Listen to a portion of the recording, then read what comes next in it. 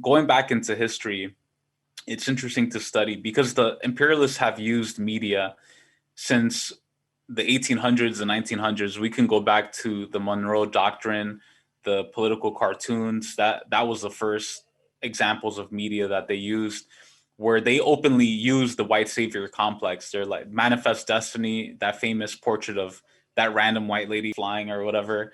That those are the first examples of media being used to promote imperialism, where they created this concept of the light and white people and European civilization versus the darkness and savagery and people of color. So those images have created reality, and it's interesting because there's that saying, right, that if you repeat something often enough, it can become reality. And there's some element of truth to that. That's why when you go to the doctor and you're sick and you get a diagnosis or a prescription, once the doctor writes you have this and you need this, it kind of becomes reality, right? It kind of manifests. And so it's one of those things where with media, once you repeat something, once you control the narrative, once you control ideas and information that people get, you control in a way what we interpret as reality, right? One of the things that we were talking about prior to the stream is the fact that there are so many revolutionary anti-imperialist groups in Honduras and in Haiti, the two most impoverished countries in the Western Hemisphere, but we almost never hear about them because nobody has access to high-speed internet. Nobody has access to graphic design. Very few people have access to content creation tools. And so because we're not seeing and hearing them with our senses, it makes it seem like it doesn't exist in reality. But in reality, it does exist, but we're just not being able to see it. So that's where the power of media is. Like what we see and hear controls our conception of reality. And so by dominating media, you're in a way dominating what people believe to be reality. And so in terms of imperialism, ever since the 1800s, the dominant narrative has been, us whites, we have to save the world from savagery. We have to lift people into civilization. That's where you have the Rudyard Kipling, the white man's burden, all this racist nonsense from Cecil Rhodes and all these people. That's where the Rhodes Scholarship comes from, by the way, if anybody has gotten the Rhodes Scholarship.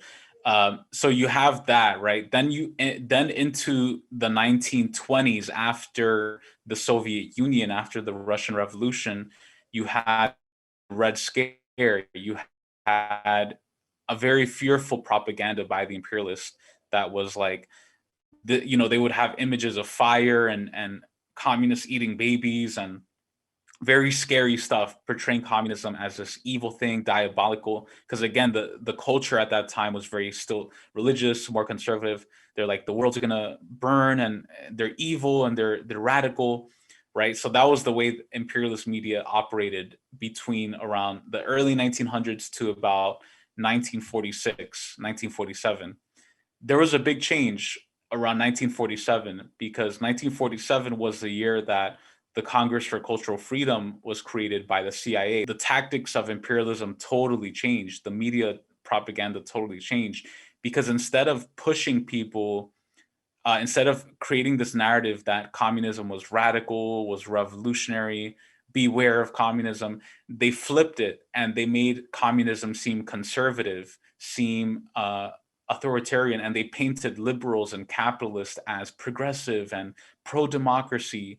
And that's where the color revolution style imperialist propaganda techniques began coming up. The techniques that we saw in Libya, for example, right? What did we see? We saw that in Libya, they portrayed Gaddafi as conservative, as a sexist, chauvinistic, as backward, right? As reactionary, as the status quo. And they portrayed the Wahhabis, the actual reactionaries, the actual conservatives, the actual imperialists, they portrayed them as pro-democracy and peaceful and progressive.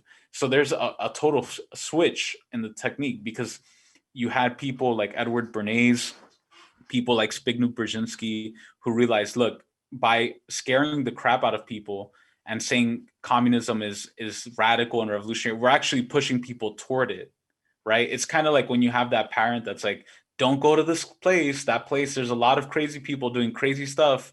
you're like, I kind of want to check out that place now, right? Like when someone tells you that. So that's kind of the effect that imperialist propaganda had in the early 20th century. So they're like, look, we can't make it cool. We have to flip the script.